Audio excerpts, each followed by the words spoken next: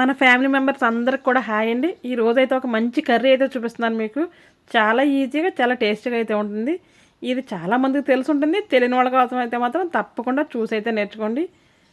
బెండకాయ కోడిగుడ్డు పులుసు ఎలా చేయాలో చూపిస్తాను చూడండి. కొద్దిగా ఆయిల్ వేసి, ఆయిల్ కొద్దిగా వేడైన తర్వాత పసుపు అయితే వేసి బాగా కలుపుకోవాలి. ఈ లోపల గుడ్లకైతే నాట్లు పెట్టుకుని అదే ఆయిల్ వేసి బాగా ఫ్రై చేసుకోవాలి. ఎగ్స్ ఎంత బాగా ఫ్రై చేసుకుంటే అంత టేస్ట్గా అయితే ఉంటాయండి. కర్రీ కూడా బాగుంటుంది, అలాగే ఎగ్ తినడానికి కూడా చాలా బాగుంటుంది. చక్కగా గోల్డ్ కలర్ వచ్చేలాగైతే ఫ్రై చేసుకోవాలి. ఈరోజైతే మార్నింగ్కి ఈవినింగ్కి 2 పూటలు కూడా మా మామయ్యగారు నాకు కూర చేసేస్తున్నాను, అందుకే 4 ఎగ్స్ అయితే వేసేసానండి నేను. ఎగ్స్ అయితే ఫ్రై అయిపోయినాయి కదా, ఇప్పుడు పక్కకి తీసేసుకోవాలి. అవి తీసుకున్న తర్వాత అదే ఆయిల్లో 4 పచ్చిమిర్చి వేసి బాగా ఫ్రై చేయాలి. పచ్చిమిర్చి కొద్దిగా ఫ్రై అయిన తర్వాత ఆనియన్స్ కూడా వేసుకుని బాగా ఫ్రై చేసుకోవాలి. ఆనియన్స్ చిన్న చిన్న పీస్ కింద అయితే కట్ చేసుకోవాలి.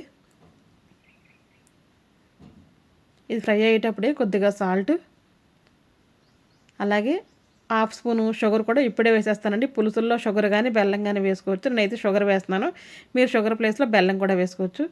అలాగే కొద్దిగా కరివేపాకు వేసి బాగా ఫ్రై చేస్తున్నాను. ఇలా ఫ్రై చేసిన తర్వాత కొద్దిసేపు మూత పెట్టుకుంటే ఆనియన్స్ బాగా మగ్గిపోతాయి కదా. ఇప్పుడైతే బెండకాయలు కూడా వేసేయాలి. బెండకాయ ముక్కలన్నీ కూడా బాగా ఫ్రై అయ్యే వరకు ఉంచాలండి. చక్కగా ఫ్రై అయిన తర్వాత పులుసు పోస్తే ఆ కర్రీ టేస్టే వేరుగా ఉంటుంది. ఫ్రై అవ్వకుండా పులుసు పోస్తే ఆ కర్రీ టేస్ట్ వేరేగా అయితే ఉంటుంది. ఈ లోపల ఒక నిమ్మకాయ సైజు చింతపండు అయితే నీళ్ళలో వేసి నానబెట్టుకున్నాను ముందే. చక్కగా నానిపోయింది. ఇది మొత్తం జ్యూస్ తీసుకుని అయితే పక్కన పెట్టుకోవాలి. మరొకసారి కలుపుకొని కర్రీ మొత్తం మళ్ళీ మూత అయితే పెట్టుకోవాలి. బెండకాయలు ఇంకొంచెం అయితే మగ్గాలండి. మగ్గే వరకు మూత పెట్టుకుని ఇప్పుడు ఒకసారి కలుపుకొని మళ్ళీ మూత పెట్టుకోవాలి. అంటే అప్పుడప్పుడు మధ్యలో కలుపుతూ మూత పెట్టుకోవాలండి. ఇప్పుడు ఫ్రై అయినాయి. ఇప్పుడు కూరకి మన కారానికి సరిపడగా కారం అయితే వేసుకోవాలి. మన టేస్ట్ సరిపడా కారం అయితే వేసుకోవాలండి. నేను పచ్చిమిర్చి వేసాను కాబట్టి కొద్దిగా కారం వేస్తున్నాను. ఈ కారం కొద్ది కారంగా ఉన్నందుకు బాగా మిక్స్ చేసుకున్న తర్వాత చింతపండు పులుసు తీసి పెట్టుకున్నాం కదా జ్యూస్, ఆ జ్యూస్ అయితే వేసేయాలి. వేసిన తర్వాత మనం బాయిల్ చేసి ఫ్రై చేసి పెట్టుకున్న ఎగ్స్ కూడా వేసేసి చక్కగా మూత అయితే పెట్టేసుకోవాలి. ఇలా ఉడుకుతుంది మనం టేస్ట్ చూసుకుని ఏదైనా తక్కువ అయితే కనుక ఇప్పుడైతే వేసుకోవచ్చు అనమాట. బెండకాయ అయితే మెత్తగా ఉడికిపోయింది.